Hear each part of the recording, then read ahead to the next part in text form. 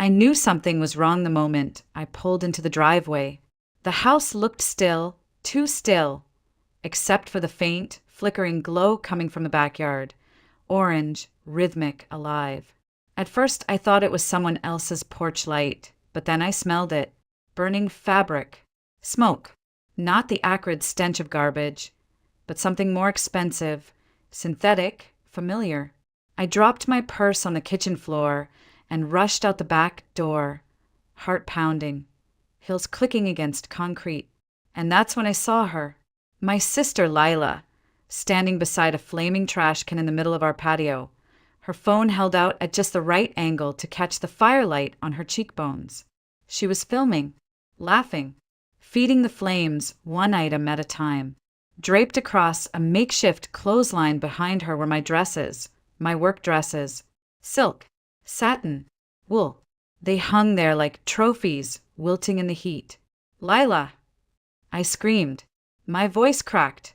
She turned her head, calm as moonlight, and smiled.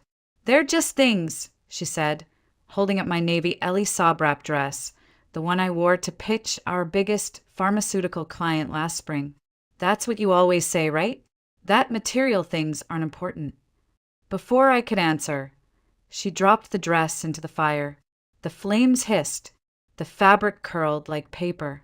I stood there frozen, watching years of careful saving, every late-night pitch and early morning meeting, reduced to ash. She moved to the next one, my deep red Zac Posen. My hand shot forward instinctively, but I was too far away and too late. "Lila, what are you doing?" I whispered.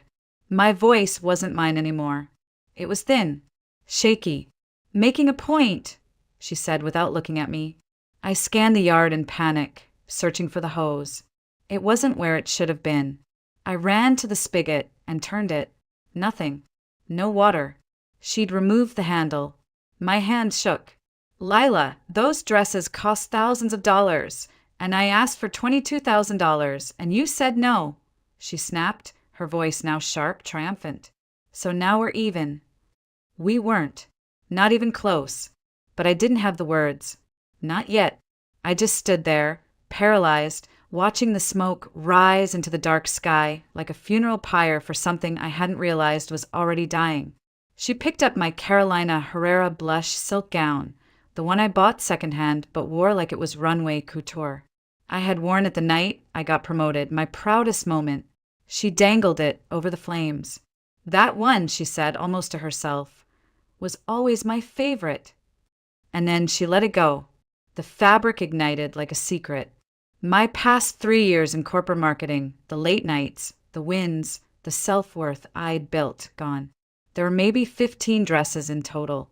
They weren't just clothes. They were proof that I had survived something, that I had made something of my life despite everything.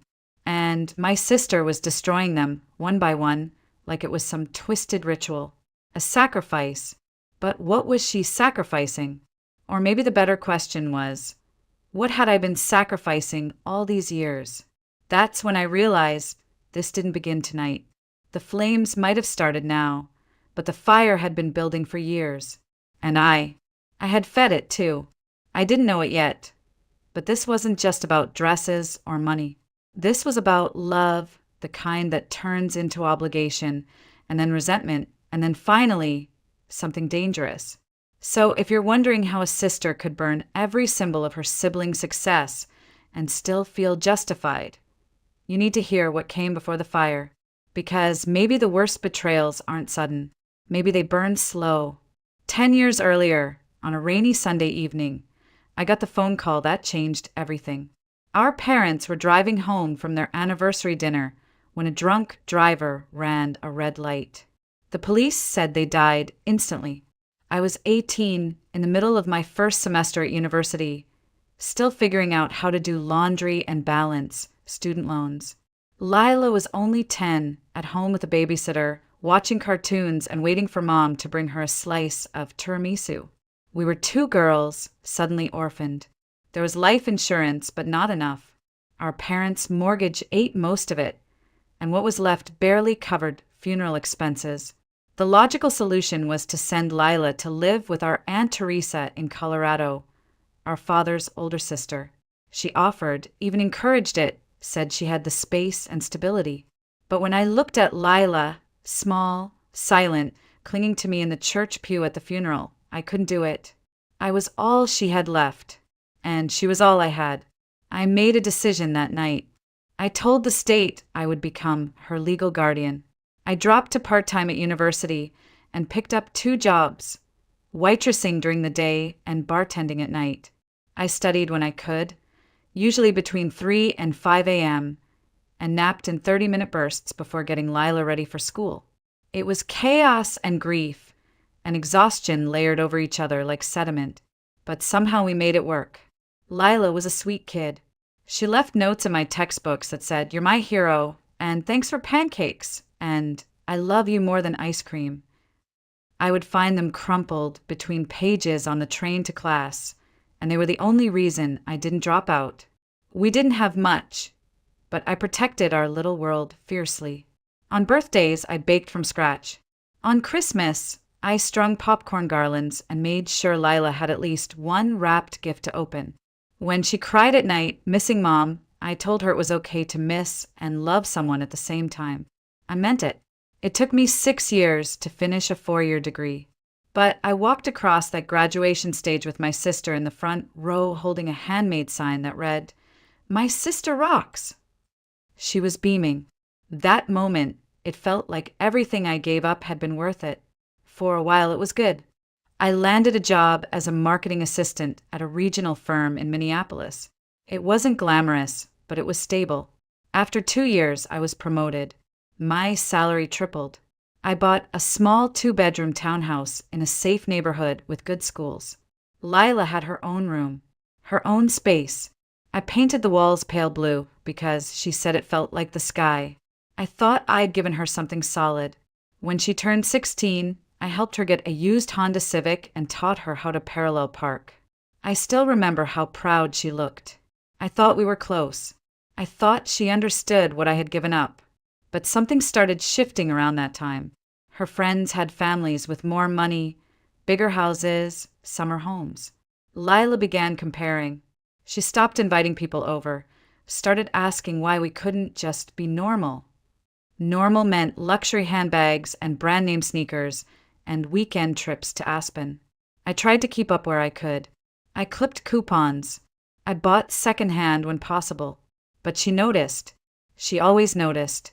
And no matter what I did, it was never enough. I thought maybe when she got into college, things would settle. She was smart, always had been. Got accepted into North Ridge University, a prestigious private school. She told everyone she had a scholarship. What she didn't know was that I'd taken on an extra freelance contract just to cover the rest. Her tuition, housing, meal plan, monthly allowance, all routed discreetly from my account to the university. I wanted her to have the college experience I never got.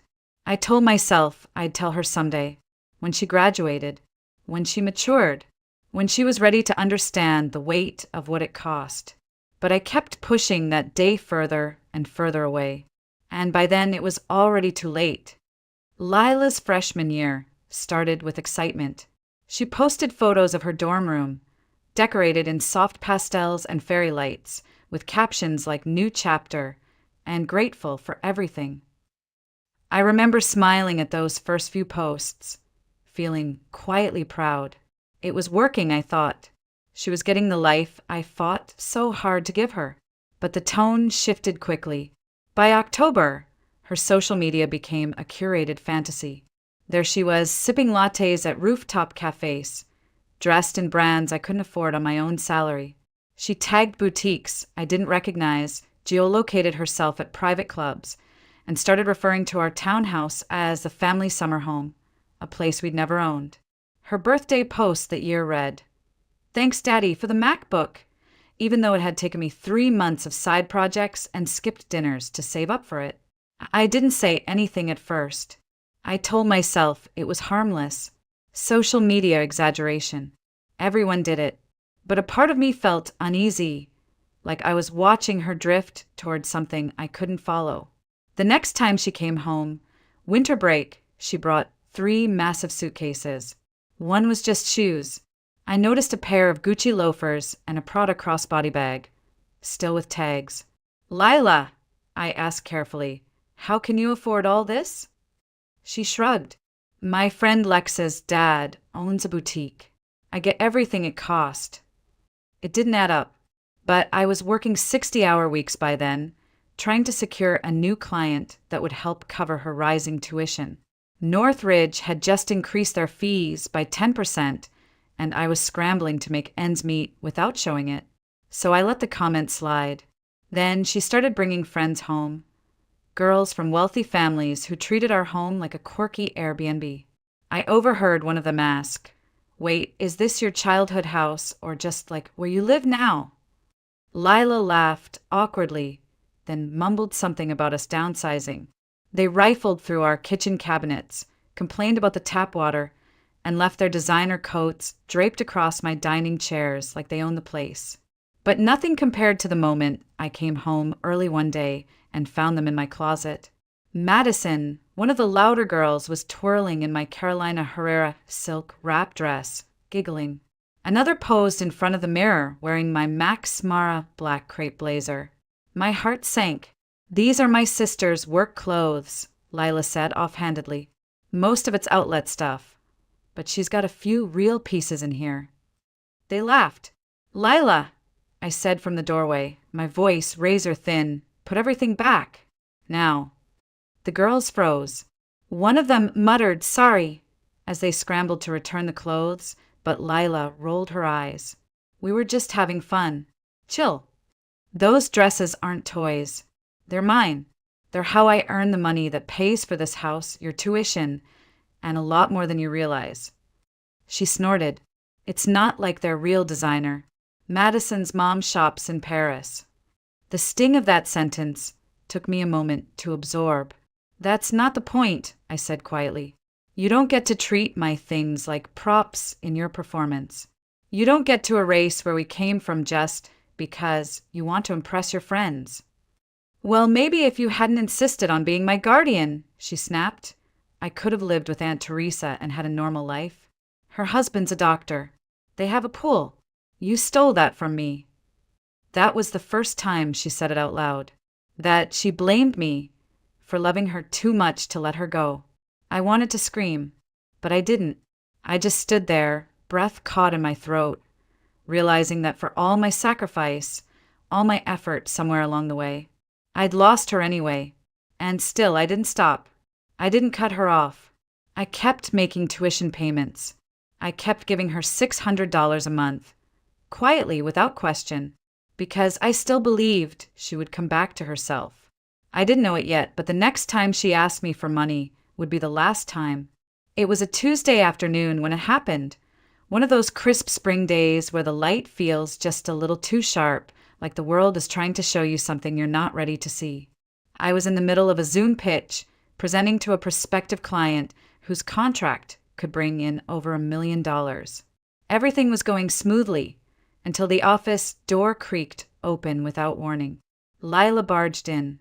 I gave her the universal "not now" hand signal, keeping my eyes on the screen while my voice remained calm.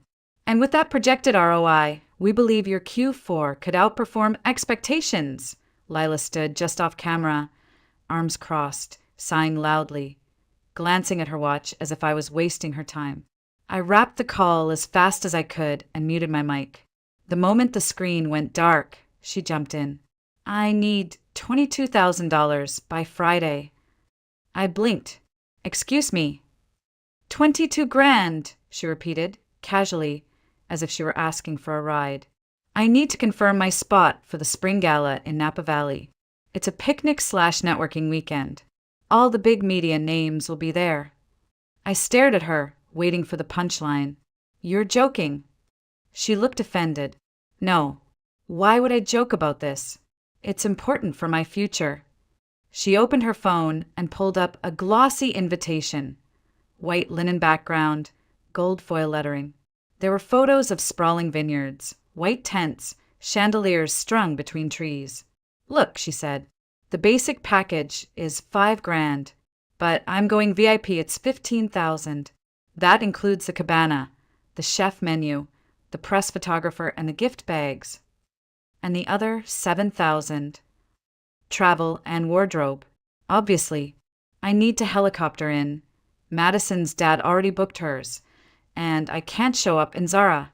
I was thinking Versace or maybe Stella McCartney. I just sat there, stunned. Lila, I don't have $22,000 lying around. Yes, you do, she said flatly. I know you have investments. You've been budgeting like a maniac for years. Sell something. Take a loan. It's not like you need 20 designer dresses to sit in Zoom meetings. My stomach turned.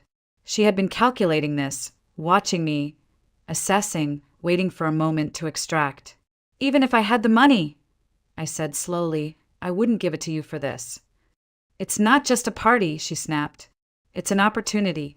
The Richardsons will be there. Taylor's dad is introducing me. Do you know what that could mean for me? Yes, I said. It means that you've confused status with substance. She narrowed her eyes. You've never supported my dreams.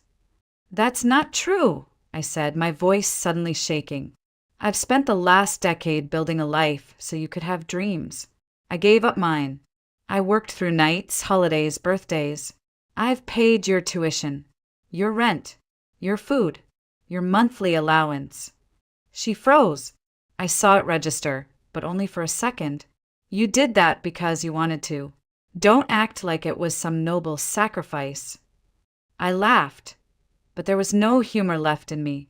You think this is about nobility? No, it's about boundaries. And for the first time, I'm setting one. So you're saying no? I'm saying absolutely not. There was a silence between us, a heavy, irreversible silence. You're going to regret this, she whispered. But I already did. 2 days later, I came home late from a client dinner. It was nearly midnight. My feet ached, my head was spinning with numbers and talking points, but the meeting had gone well. I felt proud, like maybe I was finally catching up to the life I'd postponed for so long. Then I smelled smoke.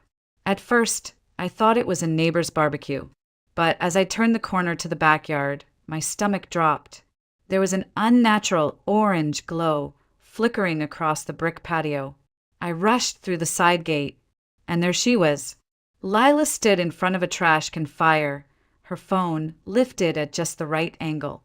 Around her, flames danced high, too high. From a clothesline strung between 2 poles hung my dresses. Not just any dresses. My Ellie Saab, the Zac Posen, the blush Carolina Herrera. They swayed gently, as if waiting their turn. I froze. What are you doing? I choked out. She didn't flinch. Her eyes glittered with something unrecognizable. Making a point, she said, and let go of a cream ream acre sheath. The dress ignited instantly, folding in on itself as the fire devoured it. I lunged for the hose. The spigot had no handle. She'd planned this. Lila, I whispered, these dresses, they cost thousands, and you said I couldn't have 22, she snapped. So I figured I'd burn 20. Fair trade, right? Her logic was so warped, I couldn't even argue. I looked around for anything to douse the fire, a bucket, a blanket, but all I saw was smoke and ash in her face, lit by the blaze. I tried to grab the next dress, but it was already melting. Stop filming. Stop this. You're destroying everything. She backed away, camera still rolling. Don't touch me. I'm documenting this, so people can see the real you. I turned to her fully then, my voice shaking. The real me? The one who raised you since I was 18? The one who paid your tuition, fed you, housed you, gave you a life you now burn for content. Her lip curled. You always held it over me. Every meal, every dime. You made sure I knew I was a burden. I never said that, I whispered. You didn't have to, she spat. You acted like you were some hero. But all you ever did was make me feel small, dependent, like I owed you something for existing. My mouth opened, but nothing came out. Because the truth was, I had given everything, and I never once thought she'd see it as a chain. The fire crackled between us. 15 dresses lay ruined or destroyed. Some collapsed into ash, others blackened and shriveled like ghosts of who I used to be. I stepped back, suddenly cold despite the heat. "You need to leave," I said quietly. She blinked. "What?" "You need to pack your things and leave this house. Tonight. You're kicking me out." Her voice cracked. "You can't. I have nowhere to go." "That's not my problem anymore." "You don't mean that," she said, almost pleading now. "I do," I said.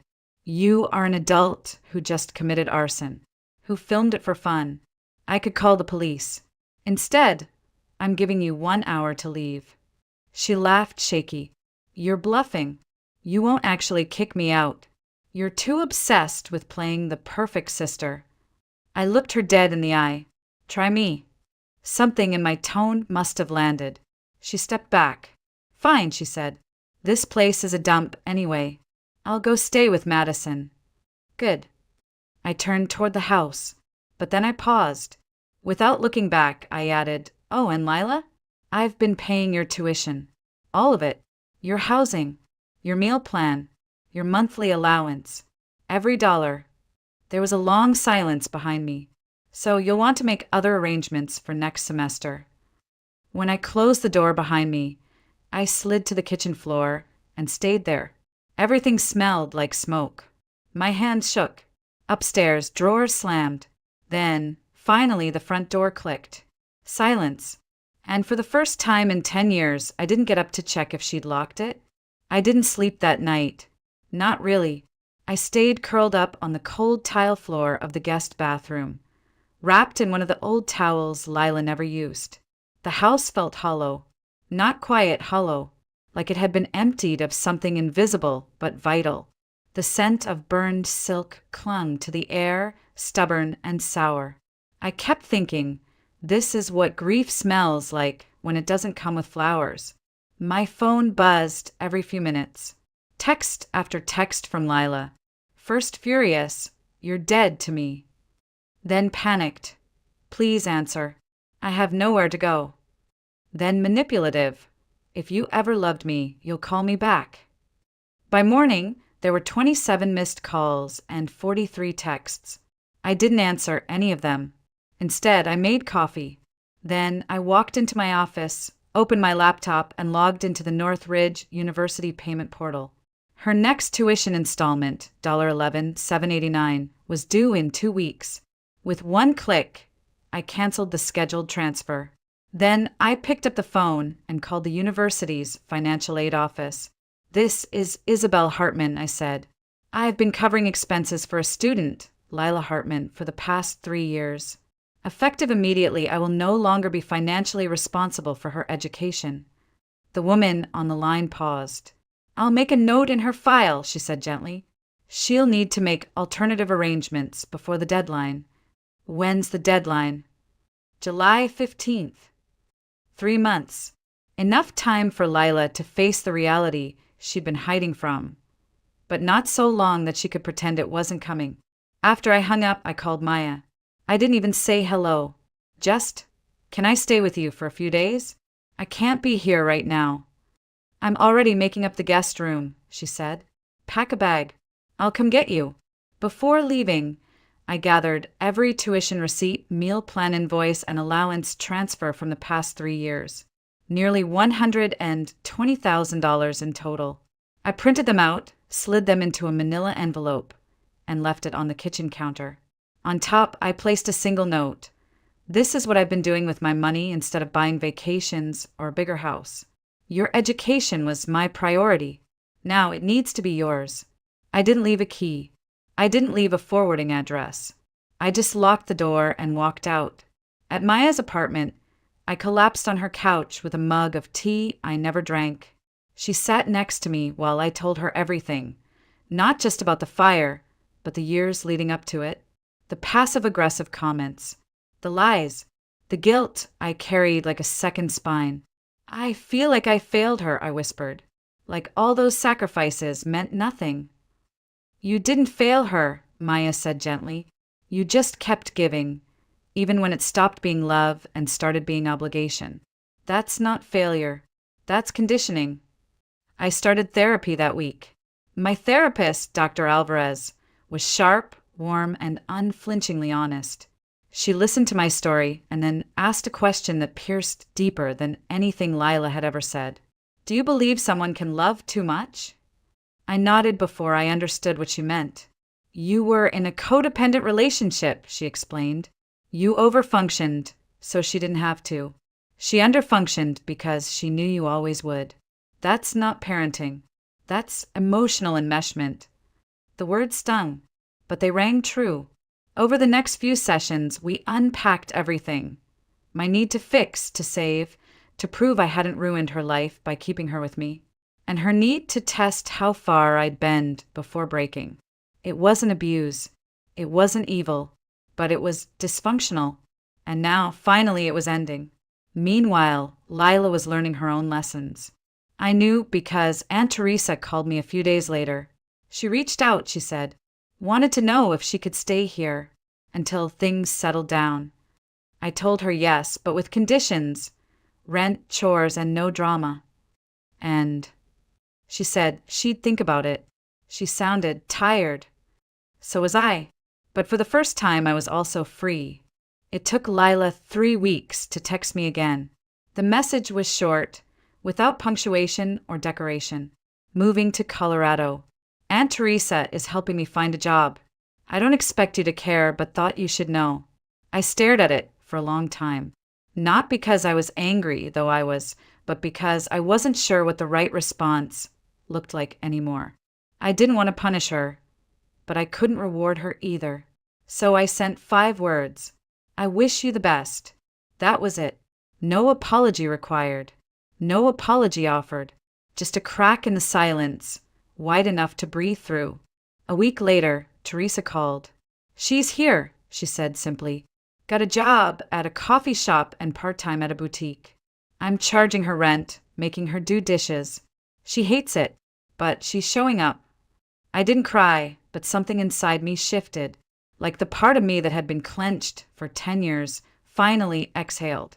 With Lila gone, I started clearing the debris, literal and emotional. I sold the townhouse. I moved into a small condo on the other side of the city. No stairs, no memories, no singed bricks in the backyard. The few dresses that survived the fire were given away. I couldn't wear them anymore without remembering the smoke, the laughter, the betrayal. I bought new clothes, just a few pieces. Simple, elegant, chosen only for me. Work was better than ever. My boss called me into his office one afternoon, handed me a promotion letter, and said, "You've shown incredible grace under pressure. Whatever's going on at home, keep doing what you're doing."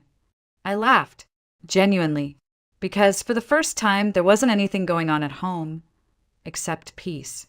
Then, one afternoon in October, I received something unexpected in the mail.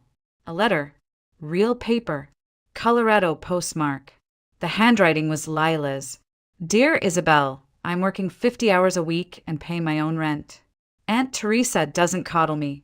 It sucks, but maybe I need it. I saw the documents you left. I didn't know about the tuition or how much you gave up. I told people you were controlling, selfish, bitter. I told them you made me feel like a burden. But the truth is, I never gave you a chance to be anything else. I'm sorry for burning your dresses. I'm sorry for the things I said. I don't expect forgiveness, but I wanted you to know I'm trying. I want to be better, not just for you, for me. Love, Lila." I folded the letter and put it in a drawer, not because I wanted to forget it, but because I wasn't ready to answer it. Instead, I brought it to therapy. Dr. Alvarez read it twice, then asked, "What would forgiveness look like for you?" "Not forgetting," I said. "Not pretending it didn't happen. But maybe building something new. From scratch. On equal footing." I nodded. As sisters, not as savior and rescued. The next week I wrote back, "Dear Lila, thank you for your letter. It meant more than I expected it to. I'm not ready to go back to how things were, and maybe that's a good thing. but I am open to starting something new. A relationship between two women who know what it means to lose each other and still choose to try again. I believe in your education. I always have. So here's what I propose. For every dollar you save toward community college, I'll match it. Up to $5,000 per year. This isn't charity. It's partnership. But only if you maintain your grades. This is your life now, Lila. I'm not carrying it anymore. But I'm willing to walk beside you if you carry your share. Love, Isabel, she replied 2 days later. I've saved $1,200 already. Starting classes in January. I'll send you the receipt. Also, I got promoted to shift manager. It's not much, but it's mine. Thank you for not giving up on me completely. We've spoken every week since then. Carefully, slowly, sometimes awkward, but honest. Last month, she visited me in Minneapolis. She handed me a small box. Inside was a necklace. 2 interlocking silver circles. It's not expensive, she said, but the woman at the shop said it means being connected without being tangled. I wear it often, because sometimes from the ashes of what's broken, something stronger can begin.